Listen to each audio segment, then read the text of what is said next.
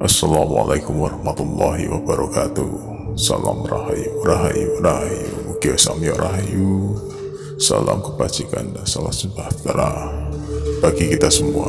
Amin ya rabbal alamin. Mugi-mugi Gusti Allah paring rahmat dan keberkahan untuk kita semua. Amin, amin.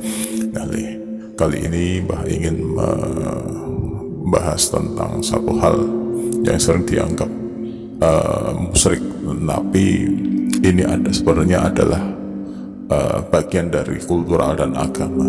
Nah, ini tentang tasbih ya. Nah, apa itu tasbih? Nah, tasbih itu sebenarnya kan alat hitungan ya. Itu berwujud suatu kalung atau gelang yang dengan jumlah tertentu untuk menghitung suatu bacaan atau mungkin amalan tertentu dalam jumlah yang tertentu.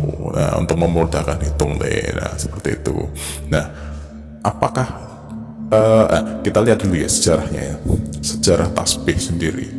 Pada sejarahnya tasbih itu sendiri sebelum ada agama Islam masuk, itu sudah digunakan untuk agama Hindu dan Buddha ya, untuk menghitung jumlah bacaan mereka ya, bacaan sesuai dengan jumlahnya. Nah, seperti ya kita lihat di TV-TV itu ya.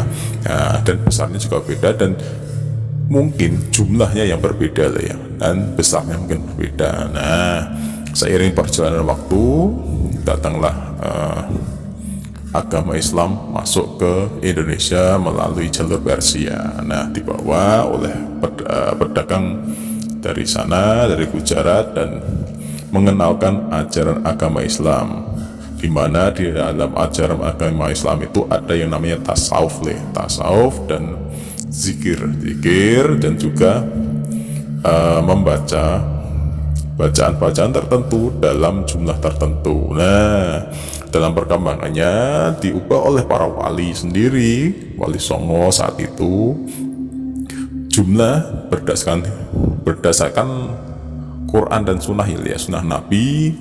Pada bacaan seumpama bacaan subhanallah walhamdulillah wala ilaha illallah wallahu akbar. Nah, itu disunahkan 33 kali. Nah, dalam 33 itu nanti dikasih penyekat. 33 kasih penyekat.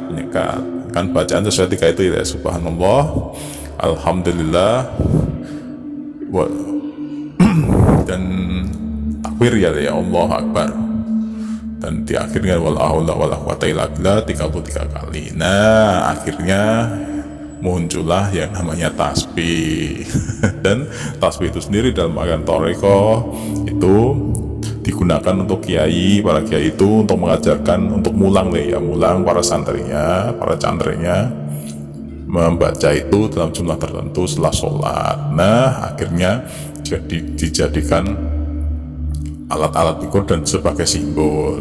Nah, gitu Nah, dalam perkembangannya tasbih kalau orang Jawa itu mau tasbih itu awalnya dari situ ya Terus kenapa? Nah, ini dari katanya, asal kata tasbih sendiri kan tasbih kalau orang Jawa itu awal katanya dari kata tasbih, walaupun dari sebelumnya itu namanya juga kalung tasbih gitu loh. Tapi namanya tasbih dikata tasbih sendiri kan artinya subhanallah, bacaannya subhanallah, mensucikan Allah. Nah, dikata tasbih, terus digunakan untuk zikir.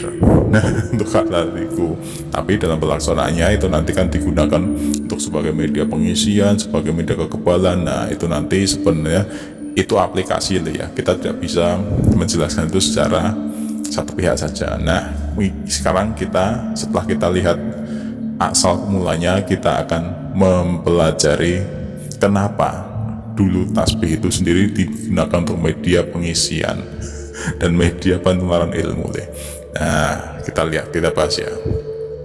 Nah, setelah dulu banyak pesantren, banyak kiai yang mondok dan nyantrik ke tempat kiai, banyak kiai yang memberikan karomah dan keilmuannya dan memberikan tenger itu apa ya, Tengrik itu tanda kepada santri-santri yang sudah lepas atau mungkin sudah khatam, itu dengan mengalungkan tasbihnya.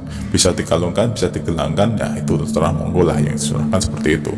Nah, setelah itu ada yang meyakini bahwa tasbih itu ketika sering dipakai untuk wirid, sering dipakai untuk beribadah, itu memiliki kekuatan khusus. Ya, memang semua yang digunakan untuk beribadah pasti ada bias-bias tertentu yang itu mempunyai manfaat. Nah, dan itu tidak bisa dipungkiri, tetapi tidak bisa semerta-merta dinyatakan seperti itu, karena pada dasarnya yang namanya tasbih sendiri itu dulu itu sebagai tenger jika seorang santri itu memberikan sesuatu kepada sahabatnya atau mungkin yang beda pesantren itu ya sama kiai, dia mengutus seorang muridnya untuk menyampaikan amanah atau benda. Seorang santri itu nanti pastikan membawa misi dan membawa benda untuk menunjukkan bahwa jati diri, oh ini benar tidak ya, itu memang utusan dari sang kiai. Maka sang kiai biasanya membawa benda yang diketahui oleh si empu, yang diberi barang itu akan melihat, oh benar ternyata dari sang kiai yang bersangkutan. Loh, kok bisa ya? Bisa karena biasanya di situ ibaratnya zaman sekarang itu sudah ada kesamaan frekuensi. Oh benar, ini dari kiai A, biasanya seperti itu. Istilahnya itu sebagai tenger atau tanda. Nah, yang kedua, yang namanya tasbih itu sendiri dulu kan sering sebagai media. Kalau ada orang minta tolong, wah iya anakku sakit, terus tak kasih yang namanya obatnya ini, bawa tasbih ini ke sana. Nah, sebenarnya itu bisa maknanya seperti ini, orang yang sakit itu dibawain tasbih itu yang sudah diberikan doa. Itu ketika sakitnya itu adalah sakit yang bersifat non medis, maka jin yang ada atau mungkin makhluk gaib yang ada di anak itu nanti akan melihat, oh ini yang saya hadapi ini adalah kiai A sama kiai dari sana. Buktinya adalah ini, keilmuannya itu di dalam tasbihnya. Jadi dia tidak akan berani macam-macam. Jinnya pergi, anaknya sembuh. Nah, berkahnya kan seperti itu. Tapi diyakini bahwa si anak itu sembuh karena tasbih dari kiai A. Nah, seperti itu. Belum tentu ya belum tentu, tapi mungkin bisa diyakini seperti itu. Terus yang ketiga, tasbih sendiri adalah media pengisian untuk suatu ilmu yang diberikan kepada seseorang. Loh, bisa ya? Bisa. Insya Allah bisa. Nah, itu akan kita bahas nih ya. Loh, media pengisian? Iya, media pengisian. Nah, suatu ilmu yang diturunkan pada seseorang itu kan melalui tahap bacaan dan tertentu dan laku tertentu dan diisikan pada sebuah benda. Nah, ini istilah di asma atau dirajah. Ketika asma atau dirajah itu dimasukkan ke dalam satu benda yang bernama mungkin ya tasbih itu sendiri, itu mungkin sudah ada kekuatan dari sang kiai yang melalui amalannya dan fungsinya masing-masing. Ketika orang memakai itu dikalungkan, maka dia akan kebal, akan terhindar dari wabah dan sebagainya, ataupun bencana, gangguan makhluk dan sebagainya. Itu insya Allah bisa, karena memang yang di dalam tasbih itu sendiri adalah mungkin khotam atau mungkin karomah atau mungkin dari makhluk lain yang ditugaskan untuk menjaga. Nah, bisa, memang bisa, insya Allah bisa, tetapi tidak semuanya seperti itu. Nah, yang pasti yang namanya tasbih sendiri itu intinya seperti ini seseorang itu dikalungi tasbih itu oleh kiai, itu sebenarnya hakikat dari maknanya itu sendiri kan, tasbih itu artinya mensucikan Allah ya.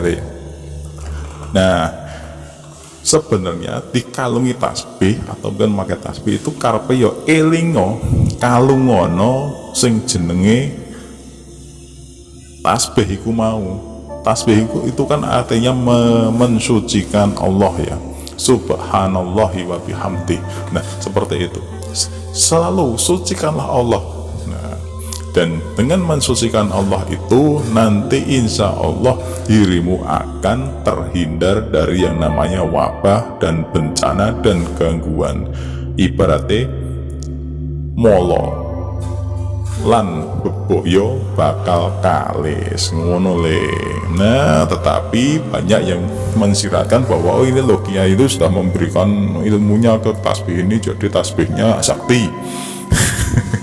Ya ono le, ya ono ning ya ora kaya ngono kuwi asine maknane itu ya yang bener ya. Yang namanya tasbih itu sendiri adalah mensucikan Allah dan memberi dan dikalungkan. Nah dikalungkan sendiri kan karepe ya kalungono ya kalungono kalungono sing sepatu maksiat. Bertasbihlah agar dirimu selalu ingat dan selalu mendapatkan kinayungan dari Gusti Allah. Nah seperti itu. Tetapi kan banyak salah kaprah. Ya memang benar ada, memang bisa tasbih itu sendiri kan bisa diisi dengan apapun, dengan media apapun, dengan ayat, dengan apa, raja, khotam dan sebagainya bisa. Tetapi kan jatuhnya nanti jika meyakini bahwa tasbih itulah yang menyelamatkan, itu salah. Padahal yang menyelamatkan itu adalah kalimah tasbih itu sendiri dan selalu eling terhadap pangeran Gusti Allah Subhanahu wa taala, pangeran akarya jagat. Sebenarnya itu le. Tetapi yang namanya orang ya, makanya di sini kan perlu pelurusan inilah yang harusnya memang kita wejangkan lah ya. Semoga di generasi yang sekarang ini tidak ada salah kaprah dan dianggap itu menungso itu kok koyone yo malah memusrik-musrikan, padahal dulu seorang kiai itu memberikan seperti ini kan pasti dengan tujuan dan segala manfaatnya. Nah itu le, semoga ini bisa bermanfaat. Nanti kita bahas lagi tentang penggunaan dan kenapa kok bisa kebal, kok bisa gitu ya. Nah kita bahas di lain kesempatan. Wassalamualaikum warahmatullahi wabarakatuh.